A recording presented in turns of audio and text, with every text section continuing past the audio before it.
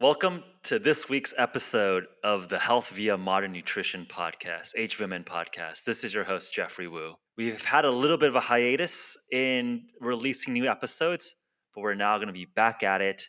And we're going to kick off this new, better, more improved version of the HVMN podcast with Dr. Latt Mansour, our research lead at HVMN. And we got some really interesting new research coming out of Katie Levon on ketone esters to discuss today. Dr. Mansour Latt, great to have you on the program. Great to be back, to be talking to our audience and sharing our knowledge. Yeah.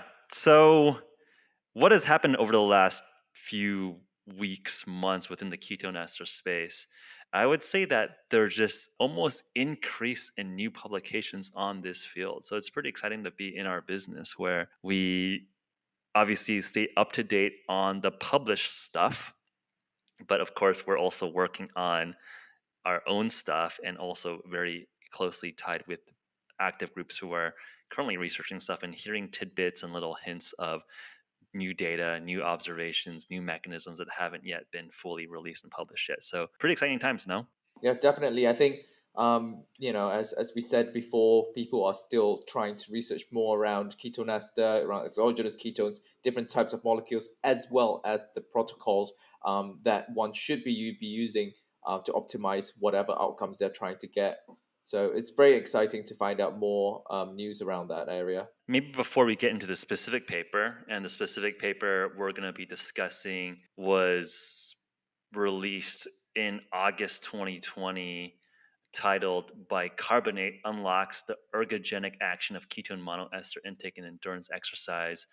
First author, Prof, with the corresponding or senior author, Professor Peter Hespel. One of the best run studies I've seen with exogenous ketones in sports today, and I think it really builds on their corpus of data in the last few years, looking at a number of both ergogenic acute use of ketone esters pre-exercise, as well as an emerging and I think exciting work stream around the post-exercise recovery aspects or applications of ketones as well. Yeah, and I think this is especially interesting in the light of their previous publication a few months ago, which says ketone ester does not improve performance, nor does it increase glycogen sparing, sort of effect that has been seen by Cox et al. In 2016. So a few months later, they published this paper now that we are going to discuss.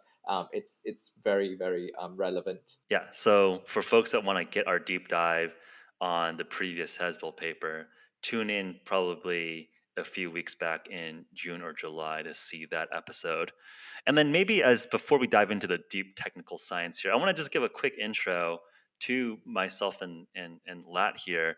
I know that we've gotten a lot of new recent subscribers and followers, and we recently was featured on an awesome new Netflix docu-series titled Unwell. So you might have seen me talk about fasting, metabolism, ketosis, and also do a lot of exercises, including pull-ups and muscle-ups. So I'm getting a lot of friendly teasing that all I'm doing in between work is a bunch of pull-ups in the office.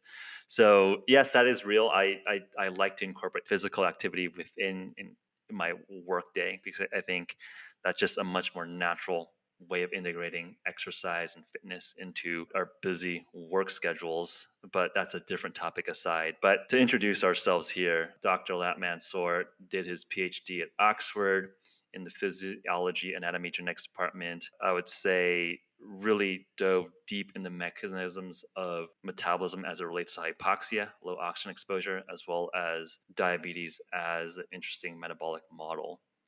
So, do you want to add anything to that? If am I describing your graduate work properly? Yeah, yeah. I mean, that was pretty much, in a nutshell. So my graduate work was investigating the effect of hypoxia in type 2 diabetic heart. So specifically looking at the heart and the substrate metabolism as well as utilization within the diabetic heart. How is it different from a healthy heart, and how does it react to hypoxia based on the HIF activation? Yeah, and it was kind of cool to see that I was going to say inventor, but it's not really invented. One of the original scientists that helped describe the HIF action actually won the Nobel Prize in 2019. So, and I know that you were able to work, closely or be around and affiliated with that luminary scientist. So it's cool to see that lineage of scientific pedigree. And for myself, I have a background in computer science, but I think that almost provides me an edge in talking about some of these subjects because they're so cross-functional and uh, cross domain. So really applying and bringing a systems thinking approach towards human performance. And I've been lucky to work with folks like yourself with that, I would say, more traditional background within physiology to be, I would say, at the forefront of an exciting area of research that's constantly evolving. So let's dive into the paper. So, where do we want to start here?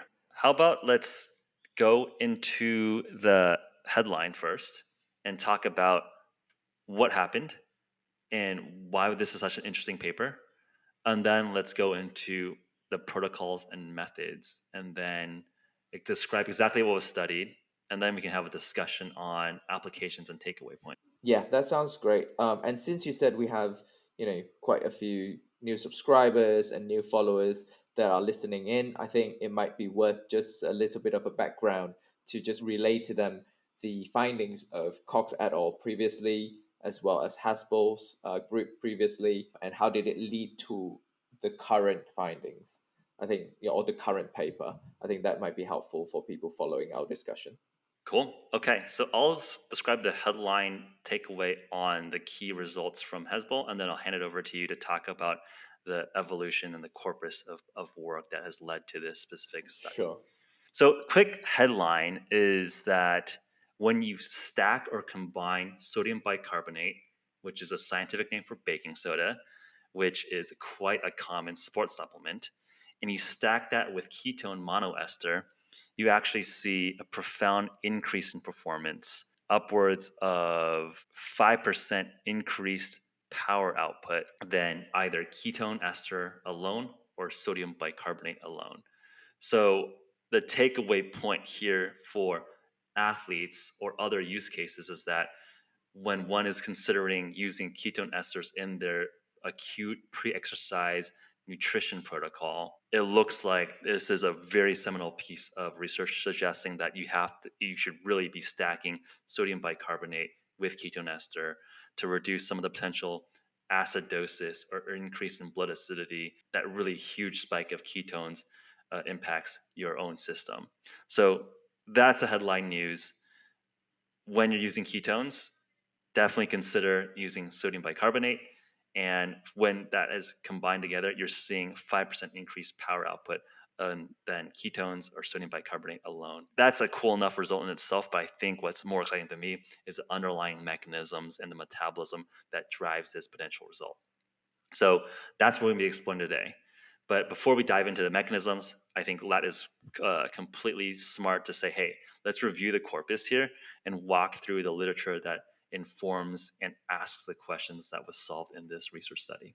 So I'm not going to go too much into detail because that will take too much time. I'll give you an overall overview of what has been done before and how did it lead to today's discussion. So previously in 2016, Cox et al. Group in Oxford with Professor Kieran Clark did a study using ketone ester, and all the participants who are athletes, they were fasted and they were given ketone ester and glucose, and then they were put through a pre-fatigue exercise regime and then a time trial afterwards, in which they saw a increase of 2% improvement together with ketone ester and glucose, so stacking glucose and ketone ester. Fast forward a few years later, Hespel's group a few months ago published another paper specifically looking at performance. Now, the big difference here is that the athletes involved in this study, they were not fasted. So the argument is that if you are going to take ketones as an athlete in a race or in training, you probably won't be going into the race or training fasted, meaning that it is more ecological for someone to take ketone ester in a fed state. So that's why Hespel's group a few months ago in that study published the study using fed athletes going into the exercise. Now, what they have seen is the interesting part that sets the results apart between Hespel's group and Cox's group. Hespel's paper a few months ago found that even stacking ketone ester with glucose, there was no difference in performance. It is not detrimental. Now, we have to make sure that people understand taking the ketone ester did not show any detrimental effect. However, Hespel's group did not see an improvement. And secondly, they did not see the glycogen sparing effect as seen in Cox's paper. So this is interesting because Cox's paper, the athletes went in fasted, which means the glycogen stores have already been depleted, and then going into the pre-fatigue state with an empty glycogen tank with only glucose that has been given to them versus a fat state. So we can unpack the metabolism later on while we discuss this paper.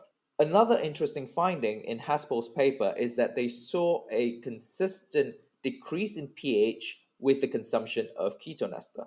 And that decrease in pH was also reflected by the decrease in bicarbonate in blood. Now, what I assume they have found is that the change of pH may affect the performance, and therefore that leads towards today's paper that we are discussing. What if we counteract the pH change with sodium bicarbonate and make sure that the blood is not too low in pH, and will that affect performance? And that's why stacking sodium bicarbonate comes in. Awesome, Lat. I think that was a super good summary of the trajectory of inquiry here, where we saw an initial signal of an ergogenic impact on the use of ketones, exogenous ketones, ketone ester. But I think what was further elucidated was that that paradigm or that study context was quite optimized to show the max differential between possible fuel substrates. So I think from a metabolism study perspective, fasting made a much more stark and contrasted difference between the different substrates. And I think Hespel's group, and I think as you put it quite nicely, looked at a more ecological protocol, which was much more mirrored to an actual application in field use case of said supplements. And I think the cool part of just stepping back from an application perspective is that in sport, in practice, you don't just take one little intervention, which is useful for a randomized controlled trial in science in the clinic, but that's not how real life works. And that's why I really like this Prof paper, because they realized in their last paper that acidosis effect of having a huge bolus of ketones might be impacting the downstream metabolism. And another interesting thing was the bicarbonate levels, that buffering solution that our liver so helpfully stores, was utilized a lot to balance out the acidosis. So quite an elegant proposition to say, hey, when you have this interesting substrate of ketones injected into a system, what else can you supplement around it to mitigate the downside and preserve the upside? And it looks like this study here has shown that you can, again, do that. And I think it's so freaking cool to be able to theoretically predict and hypothesize that, okay, this is our general understanding of how the body works. And here's something that we trade off for elevated ketones. We trade off blood acidity and bicarbonate sapping. But if we supplement against that, you can resolve the downside and keep the upside. And it's so cool that the data has panned out to show that. Yep. Definitely. So let's go into the actual protocol so we can talk about exactly what was studied and the setup, and then go into some of the more interesting metabolic questions. So do you want to take away on the studies and the methods here? Sure. They follow the previous protocol run by the study a few months ago, which include firstly an intermittent cycling, which is 3 hours of intermittent cycling of various intensity, and then followed by a 15-minute time trial, and then an all-out sprint at the end at about 175% lactate threshold. So that's the sprint at the end. So in terms of the exercise, it's very similar protocol as previously, they have shown the decrease in bicarbonate and the decrease in pH. So they want to keep that constant. What they have added now is sodium bicarbonate. So let's talk a bit on the nutritional intervention side. First of all, they had included sodium bicarbonate as early as 2 hours before exercise. So 2 hours before, they will have breakfast together with 90 milligrams per kilogram of body weight of sodium bicarbonate, and then another 2 doses of 30 milligrams per kilogram of body weight sodium bicarbonate 1 hour and 30 minutes before exercise. So they basically load them up on sodium bicarbonate beforehand, and then they go into the exercise. Mind you, during the exercise, the participants were also fed 50 milligrams per kilogram of sodium bicarbonate per hour during the intermittent cycling. And then KE was also introduced as early as 1 hour before, 30 minutes before, and 30 minutes into the intermittent cycling. So they preload a lot of these substrates before they even started the exercise session.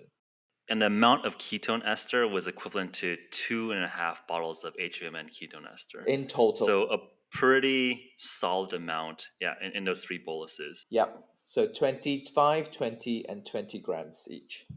Yep. And I think it's important to note that this protocol is very different than the Cox protocol that was published in 2016. And let's talk a little about the differences there. And again, explain the difference and talk about, I think, the elegance of the Prof setup. I think the one thing that I appreciate about this protocol that the KU LeBlanc group was looking at was that they were quite smart about preloading the baking soda. So for folks that have tried incorporating baking soda into their exercise, there's oftentimes like big GI distress, aka pooping your pants or wanting to throw up. You feel nauseous, and they're loading the athletes up with quite a lot of bicarbonate. I mean, if you're a 70-kilogram person, 154 pounds, that's over 20 grams of baking soda. That's a lot, and I think most people will like report issues if you're just pounding like a tablespoons of baking soda straight to your face.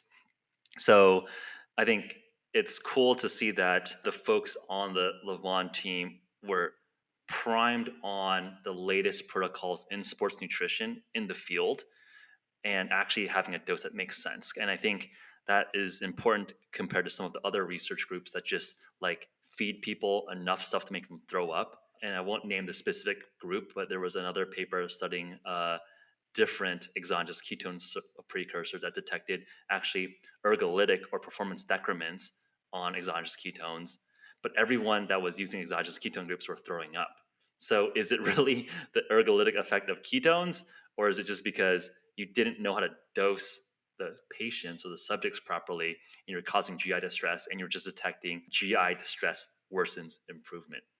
So I think the important point I want to make here is that the protocol and the context is so important, especially as you and I, Latt, we work with top athletes, top performers, and there is actually an art and science to how to properly dose different supplements for absolute optimal effect.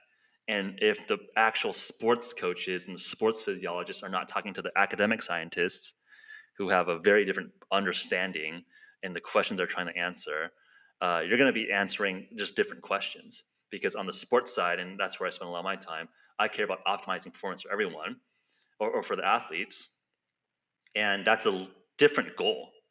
All using the same tools, but a different goal than saying, hey, I'm trying to answer a physiology, I'm trying to answer a metabolism question. So I want to just like point out the elegance of the protocol. And then the one major thing that's different from the Oxford study and the K. Levon study was the timing of that ketone ester bolus. So as you just noted, the ketone protocol, the Levon study, basically front loaded all the ketones early in the race, where in the Oxford study, right before the critical time trial that showed that 2% performance increase, there was a fresh bolus of ketones delivered right before that time trial. So but going into that time trial, the cyclists were at 3+ millimole ketones, whereas in both the KU Levon studies with bicarbonate and ketones alone, there was no top up of ketones before that sprint period. So folks were going in at around 1 millimole ketones. And there's been some hypotheses by Kevin O'Fallon, who's a nutritionist physiologist with U.S. Army. He hypothesized a 2 millimole threshold for an ergogenic action, which I think is a reasonable hypothesis. But our practical data and experience suggests that I would not even, I think 2 is a little bit low. I would target 3 millimole plus if you want to just use a straight baseline threshold for ergogenic performance of just ketones alone. Yep. Any thoughts on that? Like, would you dispute or debate me on where you think that sweet spot is? I think, given the current data in this Haspel's paper, one can also argue that you don't need the level of BHB or blood BHB to be even more than 1 millimolar to get the effect, as long as the residual ergogenic effect in combination with sodium bicarbonate was stacked up before. Now, that's the interesting part, because going into the time trial where they saw the improvement, they have less than 1 millimolar BHB levels. And to me, that shows that, do we need that high BHB level at the time of the last sprint, or at the time of that last victory lap before you finish the race? So that remains the question now. Yes, Can we? Yeah. I think that's a subtle point. So to clarify my point, I think without external supplements, my proposed threshold would be a little bit higher than O'Fallon's 2 millimole bottom threshold. But maybe that's irrelevant. Maybe that's like, hey, that's a boring, impractical academic threshold, because if we're talking about sports performance, we're going to be stacking all sorts of stuff. I'm going to be stacking caffeine probably on top of all this stuff. I think you're posing the more interesting question, is that, do you even need super physiologically high ketones to see performance benefit with this insight around buffering? So maybe this is the perfect time to talk more about that. So how does bicarbonate even interplay into the system? Can you describe why the liver stores bicarbonate? Like, what is the overall role of bicarbonate in the body? I think overall the pH homeostasis that happens in the body is to make sure that all our proteins, our enzymes are all behaving optimally. So in each organ, in each part of our bodies, our systems, the environment will regulate itself to make sure we are activating all the right enzymes at an optimal environment, be it pH, be it temperature, be it ion fluxes. So those things will determine whether certain enzymes are being activated or deactivated, or even regulate to what extent that enzyme is being activated or deactivated. So I think that on its own showed the body is at work when you take ketone ester and you produce ketoacidosis or mild ketoacidosis, and you saw a decrease in bicarbonate. So it shows that the body is trying to counteract that acidity.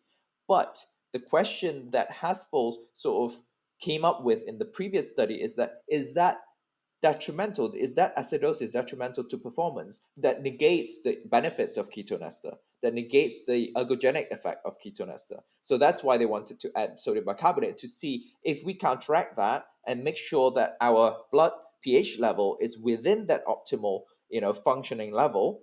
Will it be different? Yeah, and well stated. And I think this also just opens up a broader can of worms that we can touch upon here, which is that some of the misconception or discussion when people are being introduced to the ketogenic diet broadly, and is this an acidic diet because I am producing ketones endogenously? It's beta hydroxybutyric acid is the acid form of the ketone body, beta hydroxybutyrate. Is this necessarily bad for me? Especially when folks might have heard of keto acidosis from a type 1 ketoacidosis, which is a dangerous state or unhealthy state when a type 1 diabetic, which does not produce insulin, has no way to use glucose as energy, and there's no inhibition of the ketone production endogenously through that insulin feedback loop.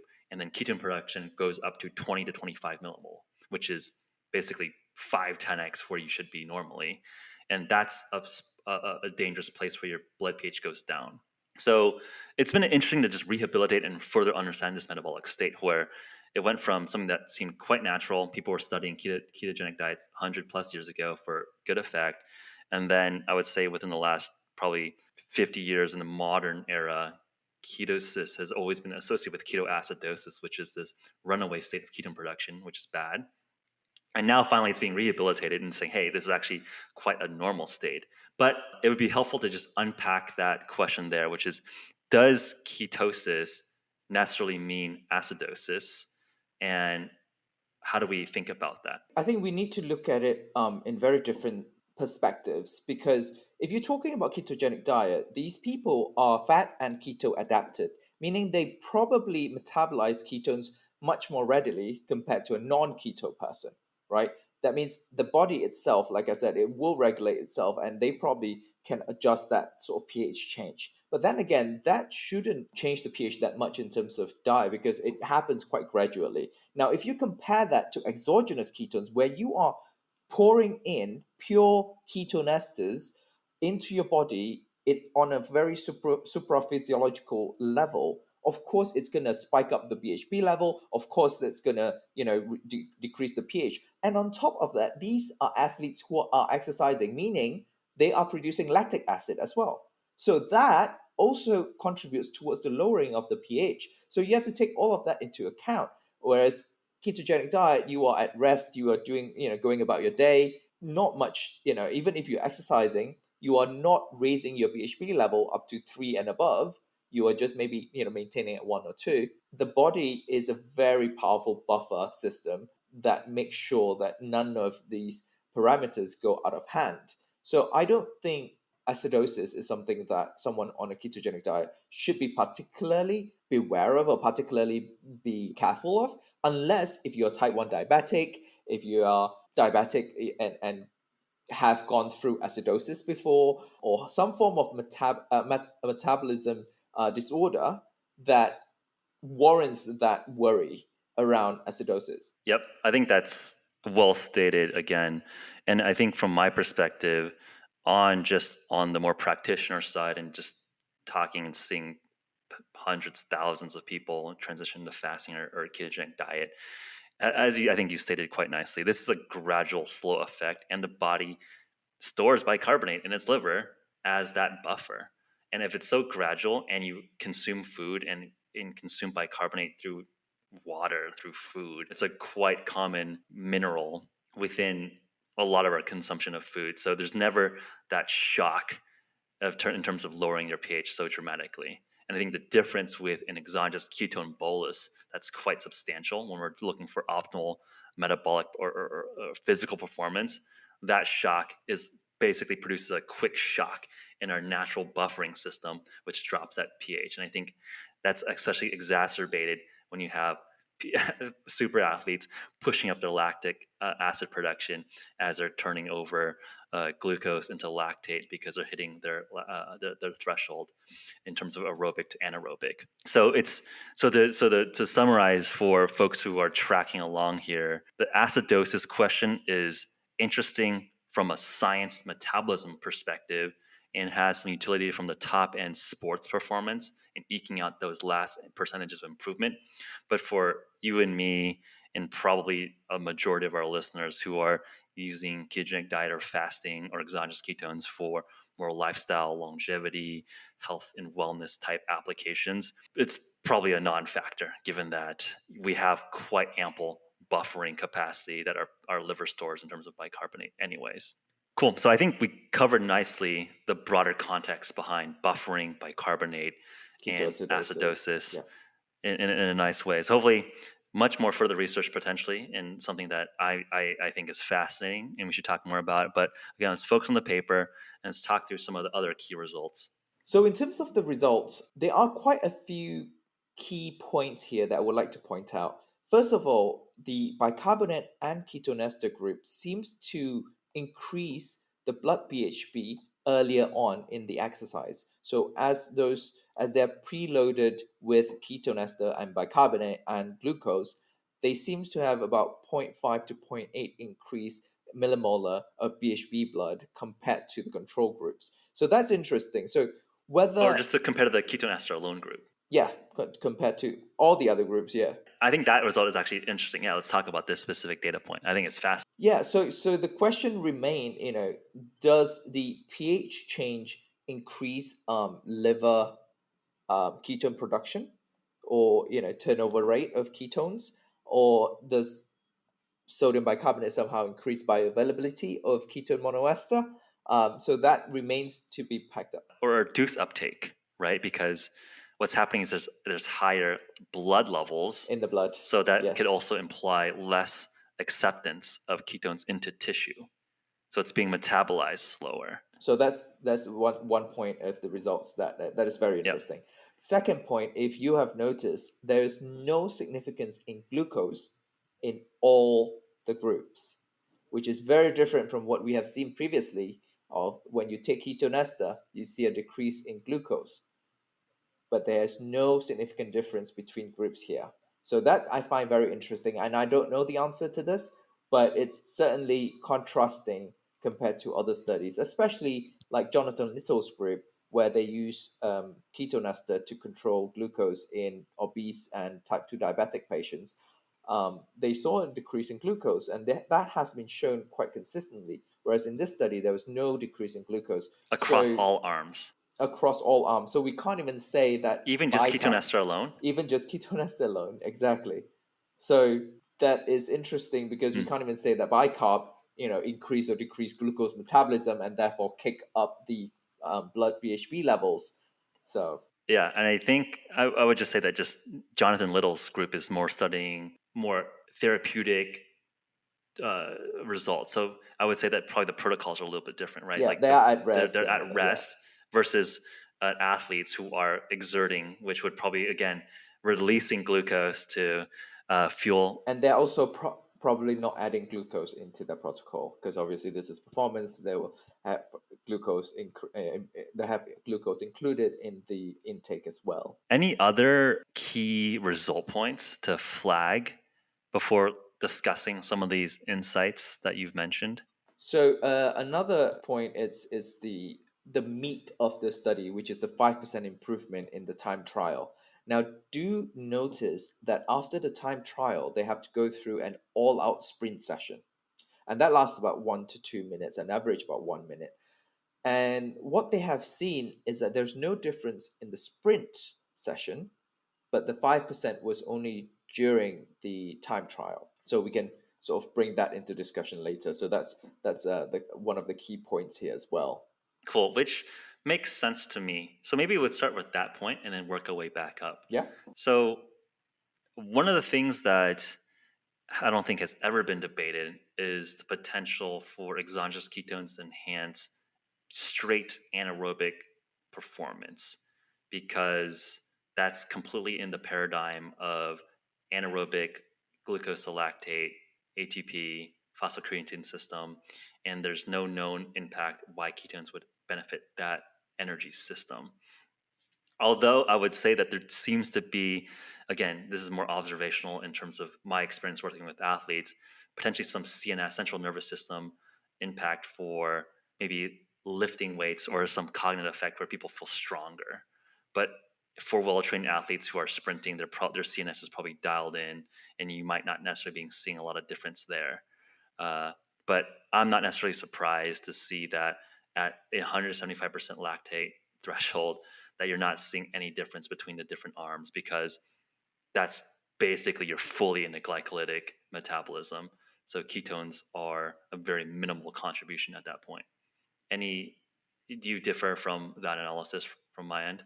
No, I think that's very reasonable, very logical explanation to it. Yeah, and during the time trial as well, obviously they saw an increase in lactic acid.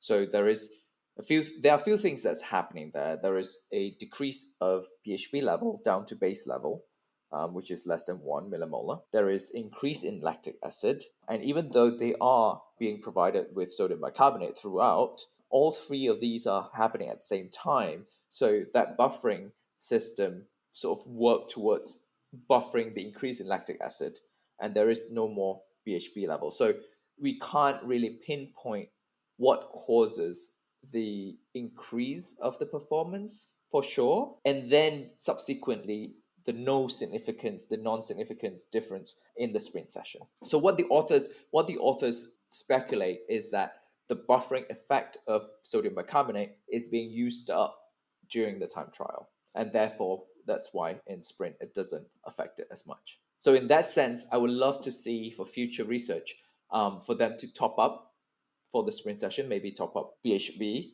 levels or top up, they are getting bicarbonate, then they're getting glucose. So the only one that is not being topped up is, Ketoester. yeah, Yeah, and I think that's something that I do want to.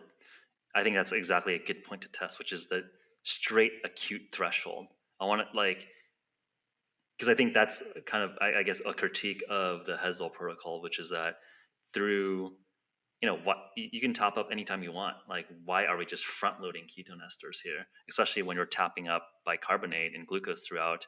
Like, we could definitely drip in ketone esters in that same mix. So that's a fair critique. yeah, it's like a car running out of fuel, and even though it's barely minimum, if you top it up, it will be interesting to see if that Right. managed to push through, in terms of the effect. But also there is also contrasting belief that if you top up right before the sprint, you might hinder the performance because of glycolysis. Yeah. So I think that's where I want to see the research, right? Because I think we can have this theoretical debate back and forth. And I think I don't have a dogmatic position on which way, but just turning to a car analogy, right? If ketones are like a NOS for your engine to like have a boost, why not have that NOS towards the middle or the end, because you're already topping up with other supplements along the way. So I think that helps unpack a little bit there. And then the second point that was interesting. So another point, that since we are on this topic about what could potentially be done to further the study, or what could potentially be done to investigate the mechanism, is that as you saw the increase in blood BHB earlier on, pre-exercise as well as the early stages of the exercise, what I would love to see is some form of test during that early stage, because all of them have gone through the intermittent cycling for 3 hours, which is done in a consistent pace. So everyone has gone through that pre-fatigue state in the same form. But what I would like to see, since the increase in BHB level happened so early, I would like to see if it's that early without pre-fatiguing, will there be an ergogenic effect? Whereas, because all of the studies up till now, they have included a pre-fatigue condition, because the premise is that ketone ester may swap the substrate utilization more towards fat and ketones, and it may have glycogen sparing effect, and therefore make sure that endurance athletes can run further and or run faster towards the end. So, but then now that it showed, maybe it doesn't inhibit glycolysis as much, or maybe you might be able to see the effects earlier on, especially if adding bicarbonate, you will see the increase in blood BHB level at such an early stage. Maybe it might be good for more acute setting. Yep. And I think one thing that I've just seen consistently is that there is that proposed hypothesized inhibition of glycolytic pathways, and we just haven't really seen that. So I think that theoretical argument of exogenous ketones inhibiting glycolysis just hasn't panned out. I'm not saying that it is better for glycolysis. I say it has no impact on glycolysis, at least to a number of different studies. So that's just something to just say that, like, I think the glycolytic inhibition story just seems to be a little bit overplayed, given that I think the body seems to adapt well with the substrate utilization. Maybe it's just smart enough to just, we're going to shunt off these ketones that aren't being useful here. We're going to just bring in only the glucose and the lactate that is useful at this very, very high lactic range. Yeah, I agree. I agree. And I would love to see research being done in that area as well, because as a lot of people say, ketogenic diet, you might not, it might not be good for people who does a lot of explosive exercises, a lot of weightlifting, heavy lifting. So maybe, having sort of ketogenic diet or exogenous ketones, it may not inhibit those explosive exercises as much as people think it does. I would love to see that sort of research, because I've done ketogenic diet myself. I've done it for 4 weeks. It affected mildly my performance in the gym in terms of progressive load. However, what I've spoken to people about ketogenic diet and weightlifting in general, they say after 6 weeks and above, you should see a sort of a form of adaptation, which would then lead towards your strength recovering to your previous stage and also improving. So Yep, the hopefully, keto adaptation process. exactly. Yeah, that seems, I would say, accepted within literature in the field, that there's absolutely the adaptation process. One topic that I found especially fascinating was the observation that with the bicarbonate, the ketone levels remained higher. And what the authors suggested was, does bicarbonate increase or accelerate the hepatic ketogenesis effect? I think that's a really interesting observation, and also just opens up a new realm of possibilities for me in terms of, should we think and consider using bicarbonate as a way to more quickly keto adapt as someone is doing ketogenic diet or fasting? Because one of the most painful parts of getting keto adapted or going through fasting is that dip of energy when you have low glucose reserves and low ketogenesis or endogenous ketosis. So one of the things that we've recommended people to consider is taking some MCT, caprylic acid, which we have an awesome product for, or HVM and ketone ester to help bridge that energy deficit during that critical phase when you have low glucose and low ketones. But I think the interesting result with this bicarbonate is that there's clearly some synergistic effect here. So maybe also add in some baking soda or bicarbonate to help increase endogenous ketone production on the same path. So that's an exciting potential exploration area. So, Jeff, you were talking about hepatic ketone production and how sodium bicarbonate might actually increase it. Now, a question that I have for the authors is that I know that the athletes are not on ketogenic diet. They are given plenty of carbohydrates during the exercise and also preloading before the exercise, which means they will have insulin spikes going into the exercise. So, and we know that insulin naturally inhibits ketone production, and therefore, this seems to me as a protocol that possibly overrides the inhibition of ketone production by insulin, which I find very interesting. Yeah, I think that's an interesting potential explanation. Although I do like that the researchers, looks like, I don't know if it's necessarily published or it's a separate paper, but they did cite in the discussion that they observed that perfusing rat liver with sodium bicarbonate doubled hepatic production. So it might Yeah. be a little bit of both, where you boost endogenous production, Yep. but also I think give an interesting observational point where it also might impact the the feedback block of insulin on hepatic production, and Yep. that might be the underlying explanation. But to me, that doesn't fully capture why you would double the production, because Yeah. you shouldn't have that insulin block in the initial point. So maybe both things are happening, or much work to be done at the very least. Yeah, for sure. And I would like to know the dosage for that liver perfusion as well, because usually, you basically inject whatever substrate directly to an organ. If it's much higher as well in terms of dosage, obviously you're going to get supraphysiological Yeah, so yeah, I think levels. that's a good point. In vitro injections, very, very unecological, may not be applicable, let alone this is also in a rat model, not humans. And then another point that I think is worth noting is just the massive flux of ions between sodium, potassium, calcium across how these substrates are induced uh, into the system. You see that the calcium levels change, the potassium levels change, and I would say that maybe this is the bleeding edge of how all these substrates work for potential ergogenic benefit. And I think that's where the ion gradients, the ion flux, is what defines intramuscular or the muscle tension and release. So to me, this almost opens up a deeper question where ketones, I think, were speculated to have just kind of a thermodynamic benefit or a metabolic benefit, but the actual underlying explanation might actually be due to how ketones and how bicarbonate actually changes the flux or the flow of the ions within cells. That might be the underlying explanation of why these performance benefits really are happening. And that's, I think, just a much less studied area. Yep. And that also corresponds with either acidosis or alkalosis. and then subsequently ketosis induced regulation at a neuromuscular level. 100%.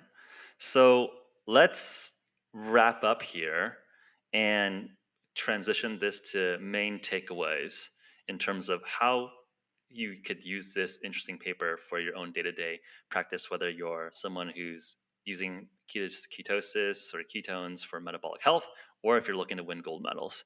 So I'll put my takeaways and you take takeaways and we'll wrap it up.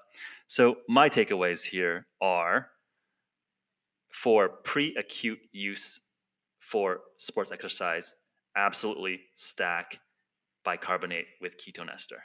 I think, to me, like, this piece of this work, this body of work, has made it super compelling to me that you've got to reduce the potential acidotic effect of exogenous ketones, a big bolus of exogenous ketones, and sodium bicarbonate seems to do that job really, really well, really, really cheaply without GI issue.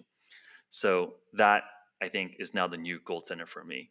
So when you're taking exogenous ketones or ketone ester pre-exercise or during exercise, stack that with carbohydrate and bicarbonate. And for recovery, I think the standard recommendation of protein, carbohydrate, and ketones still remains and still stands very strong. Bicarbonate probably isn't necessarily that useful post-exercise, but it probably doesn't very much hurt other than buffer for the next bout. Yeah, and I think pretty much what you said, I agree 100%. Do note though, as you said earlier in this podcast, that bicarbonate most often than not, will cause GI issues. So even if you're stacking with bicarbonate, make sure you are dosing it appropriately.